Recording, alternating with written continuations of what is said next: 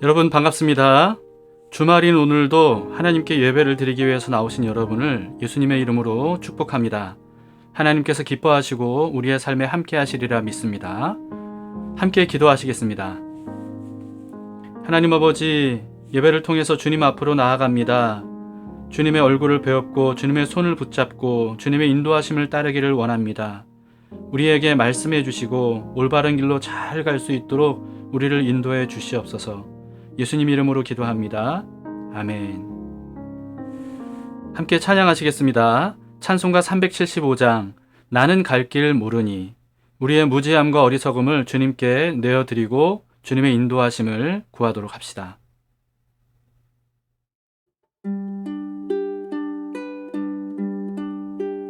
나는 갈 길 모르니 주여 인도하소서. 어디 가야 좋을지 나를 인도하소서. 어디 가야 좋을지 나를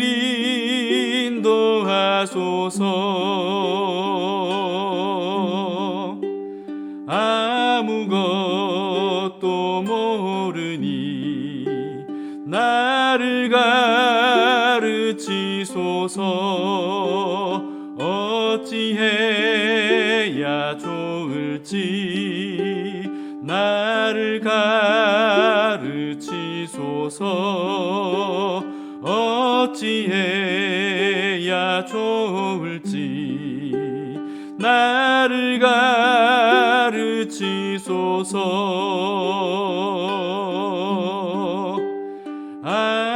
아이같이 어리니 나를 도와주소서. 힘이 없고 약하니 나를 도와주소서. 힘도 없고 약하니 나를 도와주소서.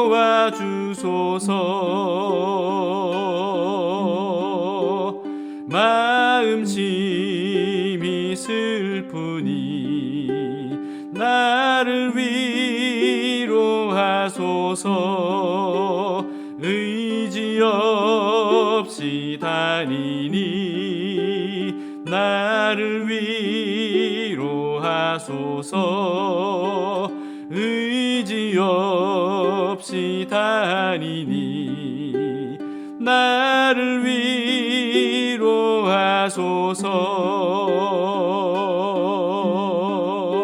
위로하소서. 오늘 말씀은 사사기 17장 1절에서 13절까지의 말씀입니다.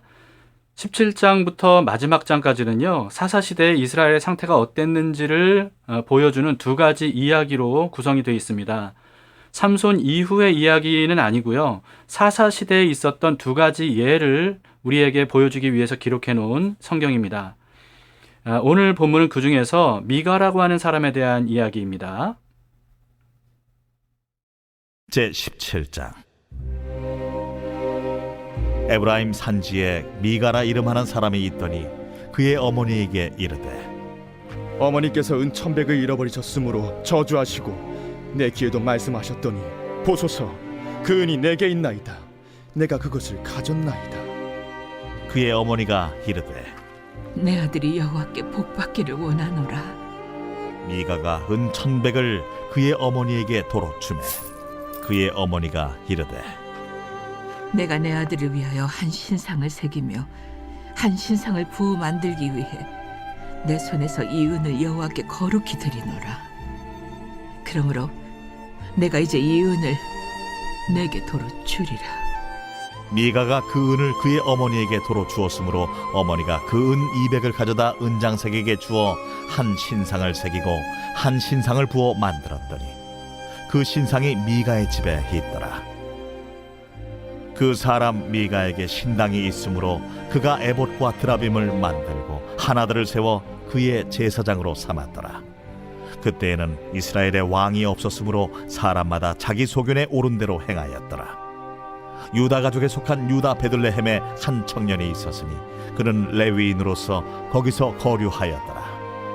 그 사람이 거주할 곳을 찾고자 하여 그 성읍 유다 베들레헴을 떠나 가다가 에브라임 산지로 가서 미가의 집에 이르매 미가가 그에게 묻되 너는 어디서부터 오느냐? 나는 유다 베들레헴의 레위인으로서 거류할 곳을 찾으러 가노라. 내가 나와 함께 거주하며 나를 위하여 아버지와 제사장이 되라. 내가 해마다 은열과 의복 한 벌과 먹을 것을 주리라. 함으로 그 레위인이 들어갔더라. 그 레위인이 그 사람과 함께 거주하기를 만족하게 생각했으니 이는 그 청년이 미가의 아들 중 하나같이 됨이라. 미가가 그 레위인을 거룩하게 구별하매 그 청년이 미가의 제사장이 되어 그 집에 있었더라. 이에 미가가 이르되 레위인이 내 제사장이 되었으니 이제 여호와께서 내게 복 주실 줄을 아노라.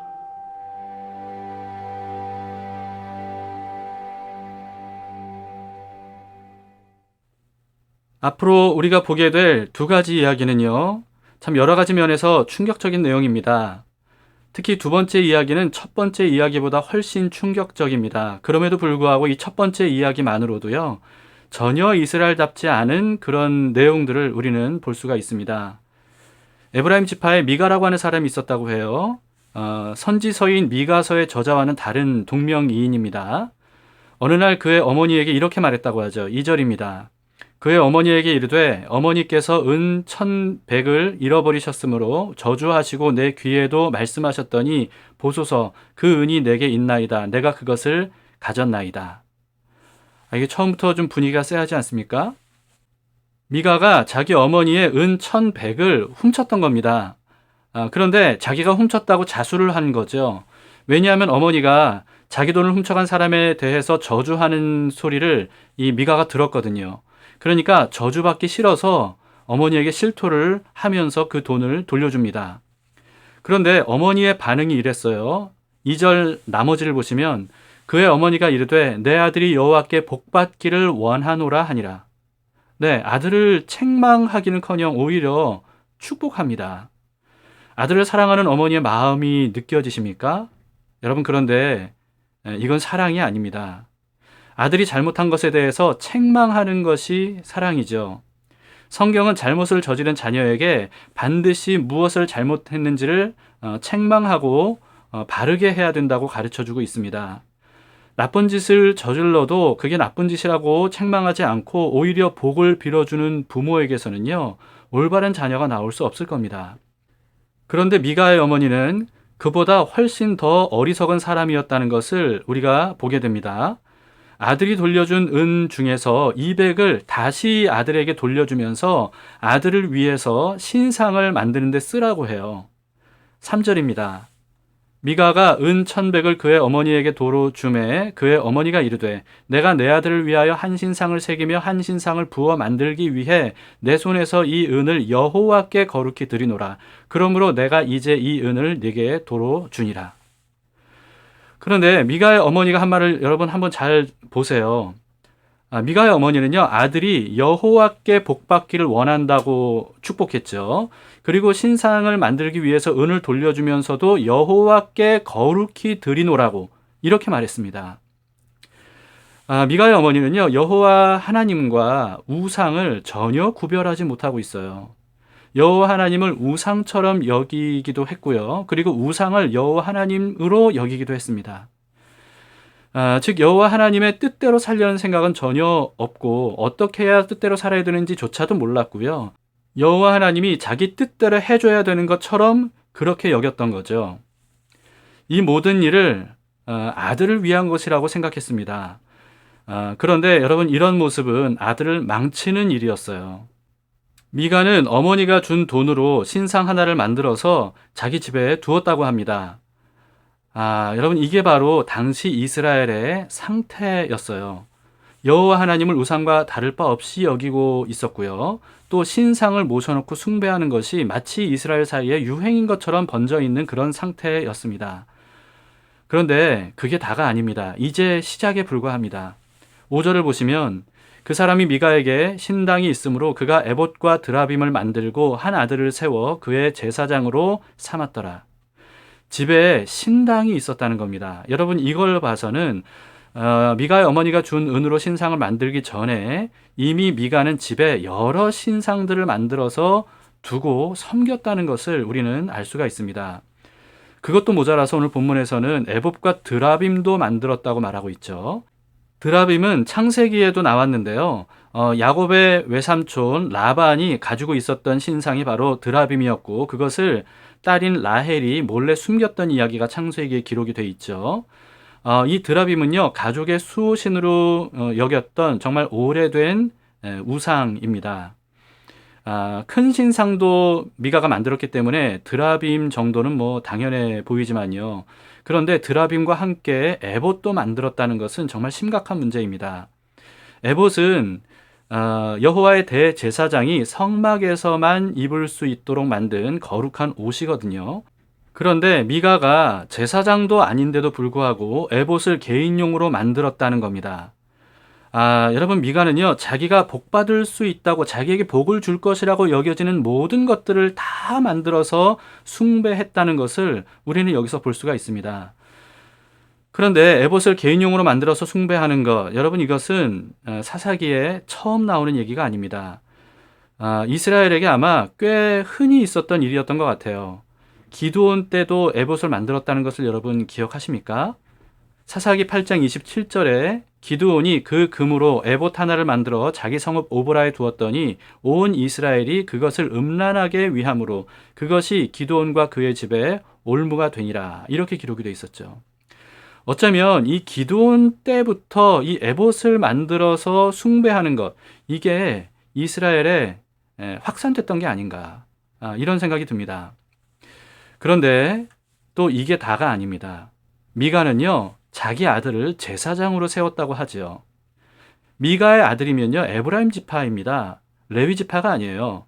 그렇기 때문에 미가도 마찬가지고 미가의 아들도 제사장이 될 수 없습니다.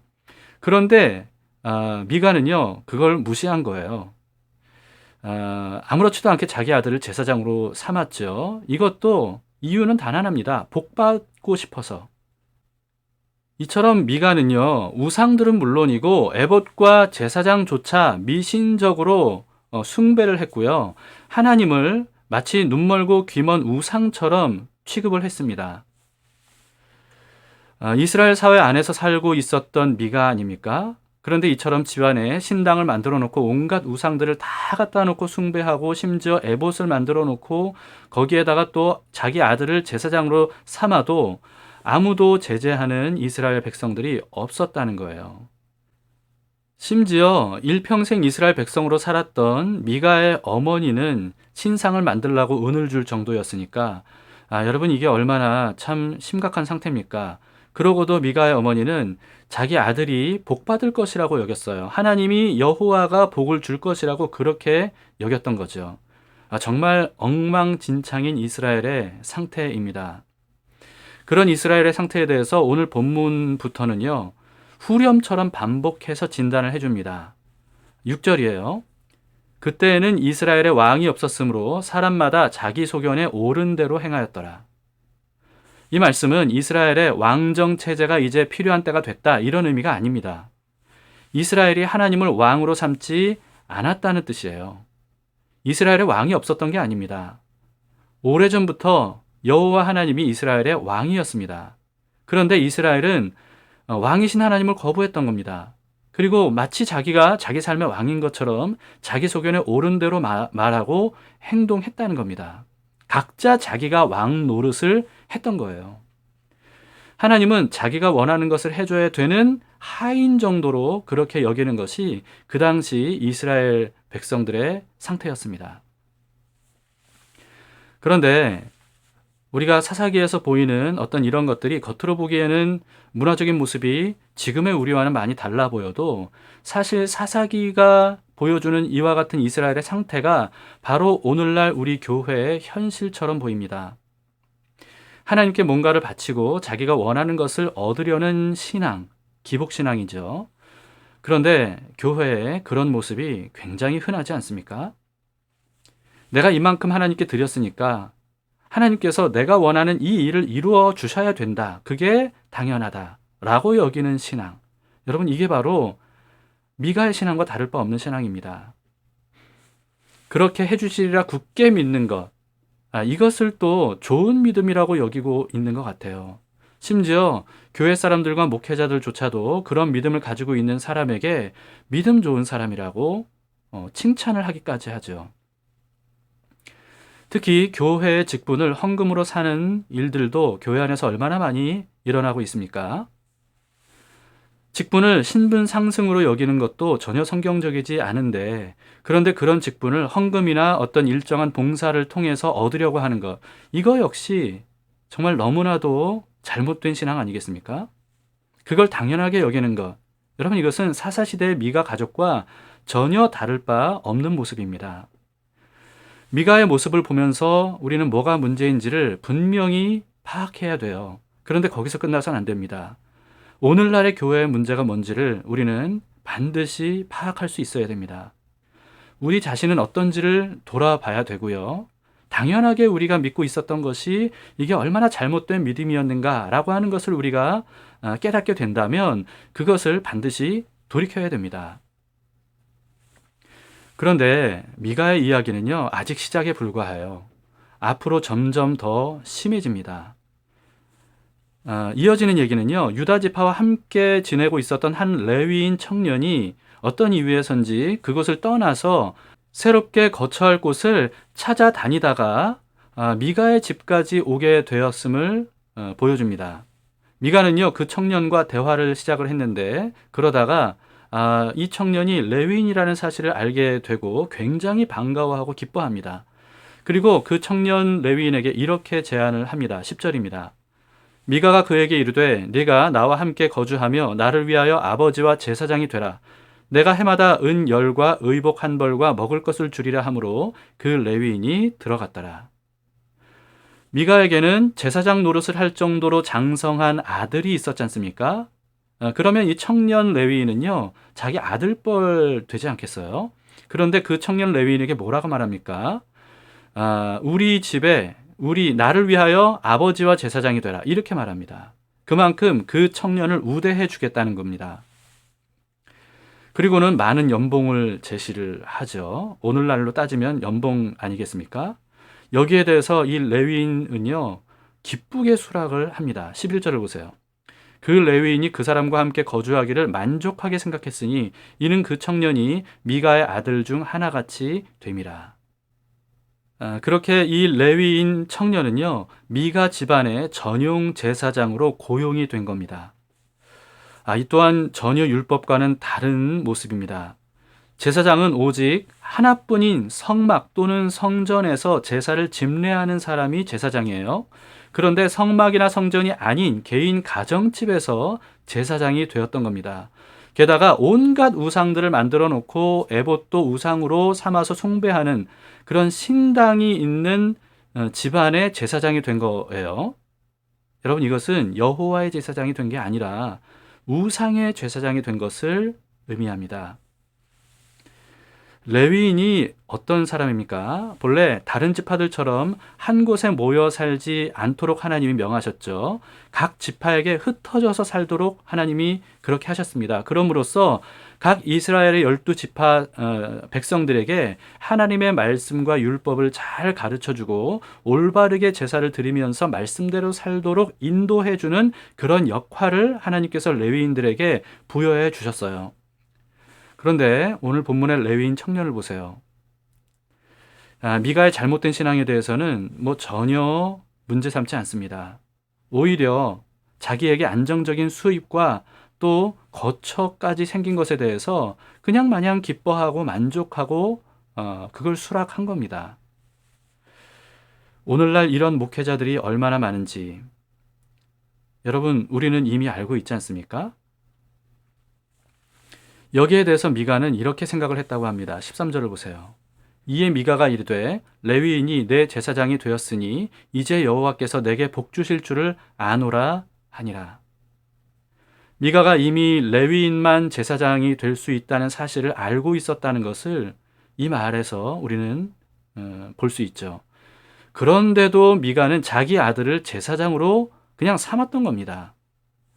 그리고 이제는 레위인을 제사장으로 삼았다는 그 이유만으로요, 집안에 그토록 많은 우상들을 갖다 놓고 숭배하는데도 불구하고 여호와께서 이제는 자기에게 복을 주실 것이라고 믿는다고 말해요.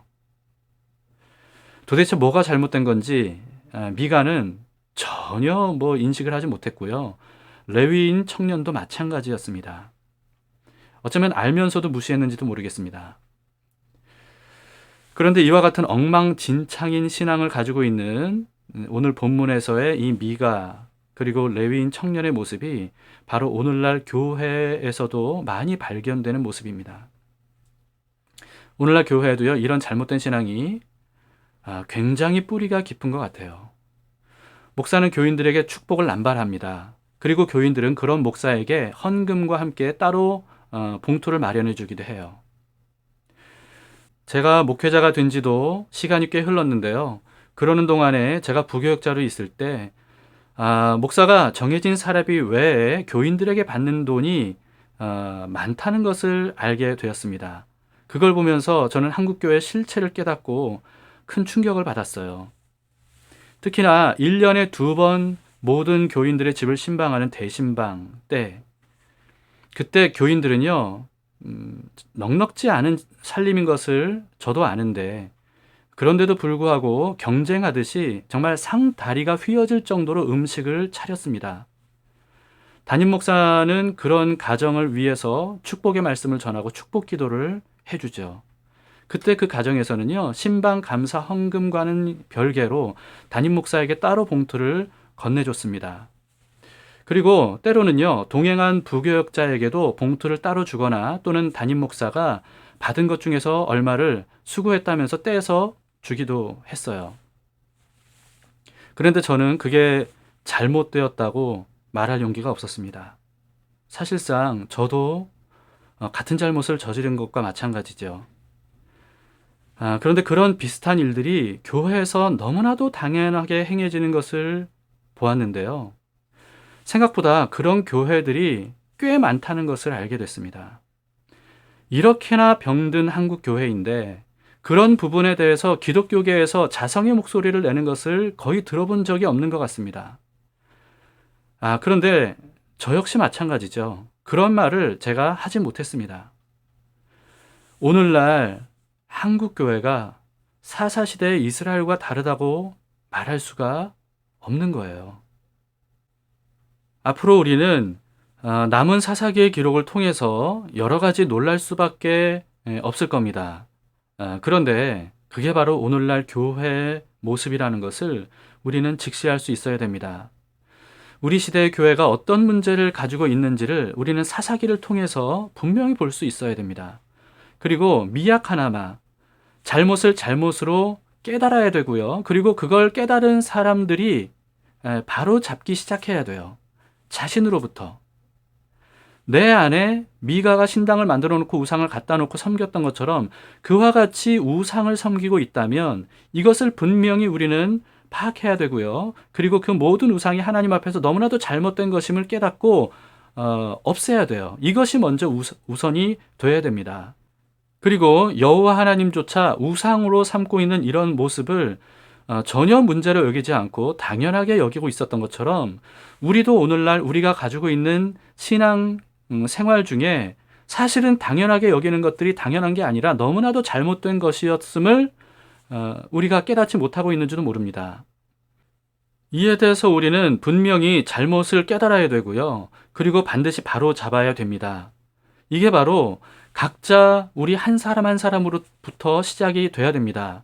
교계 전체에서 이런 일들이 한꺼번에 일어나기를 바라기보다는 우리 각자 한 사람 한 사람부터 그렇게 시작하는 것이 올바른 개혁을 이끌어가게 될 겁니다. 하나님을 종이 아니라 주인으로 모시셔야 됩니다. 예수 그리스도를 내 마음에 영접한다는 것은 그저 나에게 복줄 하인처럼 내가 원하는 일을 해줄 램프의 마법 지니처럼 그렇게 여겨서는 안 되는 거예요. 예수님을 우리 마음에 모신다는 것은 우리 삶의 주인으로 모시는 겁니다.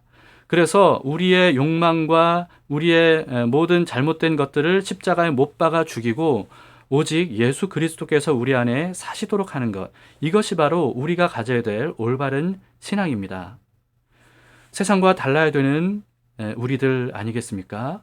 그런데 세상과 똑같다면 세상의 빛과 소금의 역할을 감당할 수 없을 뿐만 아니라 우리 스스로의 은혜로 받은 구원도 우리는 멀어지게 될 수밖에 없습니다. 여러분, 오늘 이 말씀을 우리가 깊이 묵상해 봐야 되고 앞으로 더 진행되는 그런 사사기의 말씀을 통해서 우리는 우리의 실체를 볼 수 있어야 됩니다. 하나님을 주인으로 모시기를 싫어하는 우리의 본성적인 실체, 그로 인해서 교회를 다니고 기도하고 주여 주여 하고 그리고 또 예배를 드리기는 하지만 그러나 사실은 내가 주인이 되고 싶고 내가 왕이 되고 싶고 내 마음대로 하나님이 해주기를 바라는 어떤 그런 마음으로 신앙생활을 하고 싶어하는 우리의 이 실체, 그것을 우리가 깨달아야 됩니다. 그리고 그것을 십자가에 못 박고 예수님께서 우리의 삶의 주인이 되도록 해야 되죠. 그렇지 않으면 앞으로 보게 될 이스라엘의 모습이 바로 우리의 모습이 될 수밖에 없을 겁니다. 기도하시겠습니다. 하나님 아버지, 사사시대에 정말 얼마나 어처구니 없는 일들이 이스라엘 사이에서 일어나고 있는지를 오늘 본문부터 우리는 보게 됩니다. 우리에게도 이와 같이 당연하게 여기면서 하는 신앙이 사실은 너무나도 잘못된 신앙은 아니었는지, 우상 숭배는 아니었는지, 하나님을 우상 취급했던 것은 아닌지, 하나님 우리의 어리석음을 깨우쳐 주시고 잘못된 것들을 깨달아서 돌이킬 수 있도록 인도해 주시옵소서. 주님, 교회를 불쌍히 여겨 주시옵소서. 한국교회 정말 너무나도 많이 어긋나고 잘못된 신앙을 바로잡아 주셔서 성도 개개인이 하나님 앞에서 말씀을 깨닫고 돌이켜서 새로운 개혁이 일어나는 교회가 될 수 있도록 도와주시옵소서. 우리 한 사람 한 사람의 삶을 먼저 붙들어 주시기를 원합니다. 잘못된 길에서 바른 길로 돌이킬 수 있도록 도와주시고 그래서 진정한 신앙인으로 살아갈 수 있는 저희를 될 수 있도록 주님 도와주시옵소서. 예수님 이름으로 기도합니다. 아멘. 네, 여러분 오늘 말씀을 생각하시면서 우리 안에 잘못된 신앙을 그냥 대충 넘어가지 마시고요. 하나님의 말씀으로 또 성령님의 인도하심을 따라서 분명히 파악하고 주님께 회개함으로 내버리는 제거하는 그런 작업들을 반드시 하시기를 바랍니다. 그리고 내일은 주일입니다. 하나님께 예배를 드리는 주일, 우리의 온 마음을 다해서 온 힘을 다해서 우리의 삶의 주인이신 하나님께 나아가서 우리의 삶을 산 제물로 드리면서 예수 그리스도를 우리의 삶의 주인으로 모시는 그런 예배가 될 수 있기를 바랍니다. 오늘도 주님과 함께 동행하시기를 축복합니다.